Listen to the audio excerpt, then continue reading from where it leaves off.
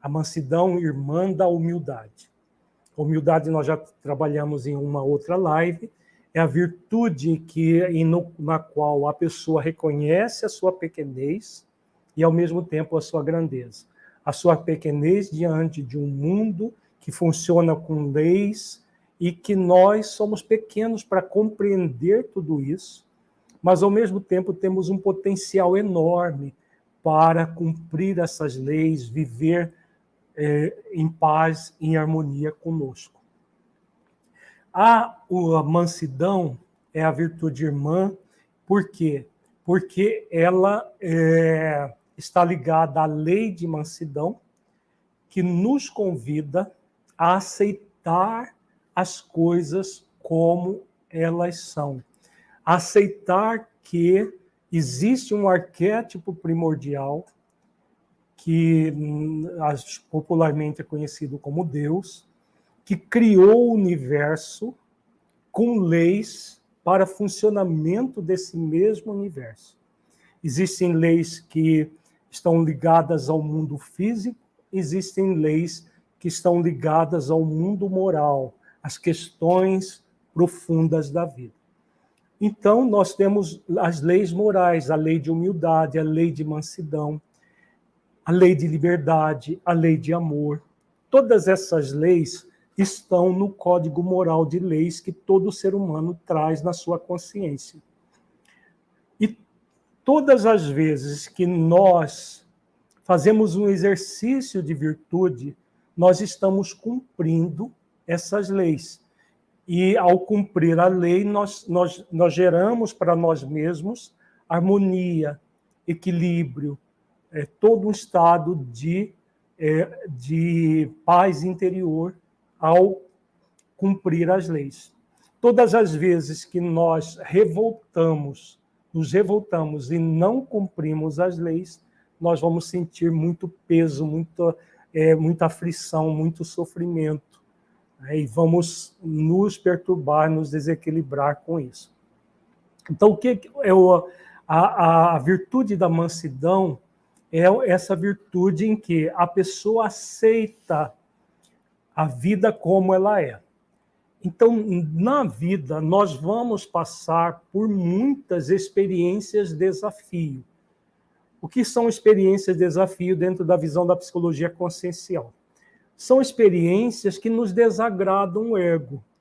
Por exemplo, alguém que pensa de forma diferente. Nós temos o nosso sistema de crenças e pessoas pensam de forma totalmente diferente do nosso sistema de crenças. Então, essa é uma experiência de desafio que mexe com o nosso orgulho, que mexe com a nossa rebeldia. Somos convidados a aceitar que a outra pessoa tem o direito de pensar e de agir como lhe aprouver.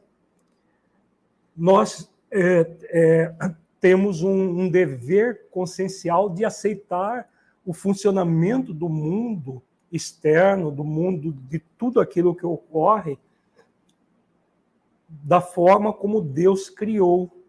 E, diante das várias circunstâncias do mundo que nos desagradam, o que nós somos convidados? A passar por essa experiência desafio, transformando essa experiência desafio numa experiência de aprendizado. Quando nós fazemos esse exercício, o que nós estamos fazendo? Estamos fazendo o exercício de humildade e mansidão, para acolher as experiências da vida como grandes oportunidades de aprender. Aprender, porque esse é o maior, é a coisa mais importante que nós estamos aqui para fazer. Com isso, o que acontece? Nós nos conectamos profundamente com a lei de amor, com a lei de humildade, com a lei de mansidão, com a lei de liberdade.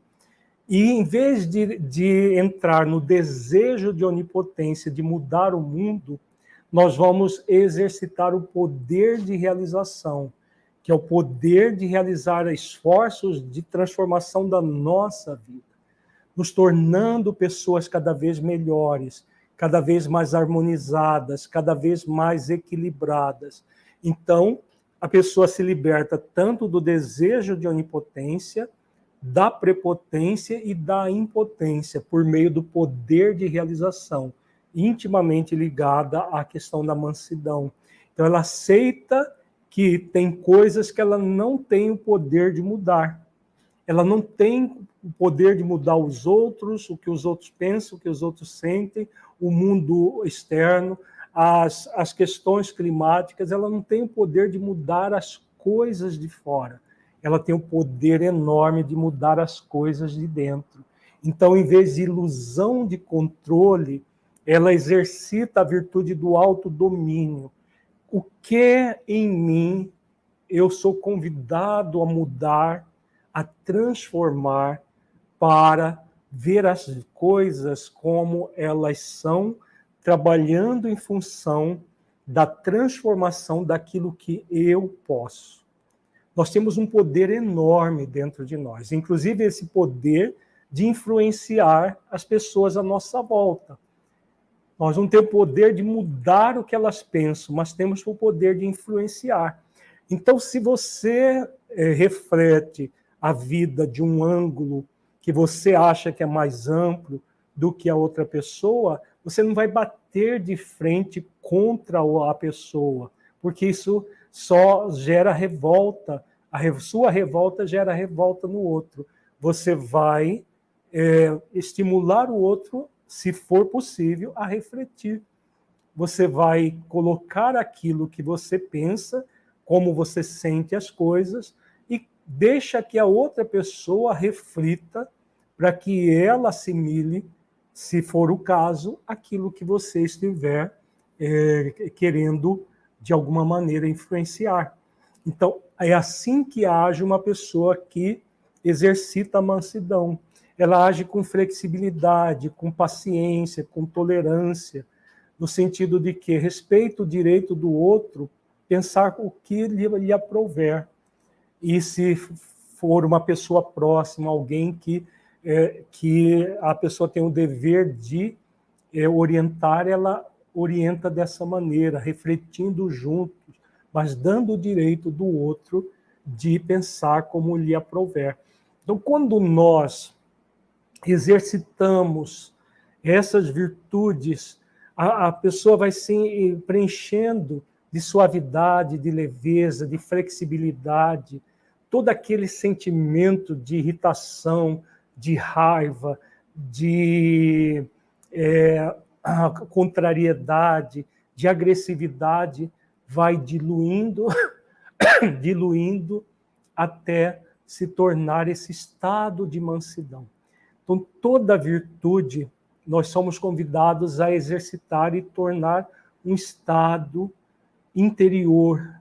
Então, nós temos o estado de revolta, que é a pessoa que vive de mal com a vida, com a sua vida e a vida dos outros, de tudo que acontece no mundo.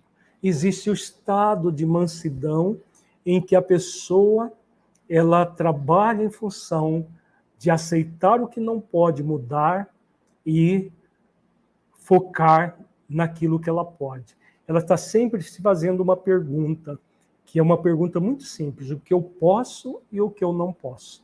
Eu posso mudar o jeito de ser do outro? Não posso. Eu posso mudar a forma de pensar, de agir, eu posso mudar o clima, eu posso mudar as coisas externas, eu não posso. O que eu posso? Eu posso mudar a mim mesmo.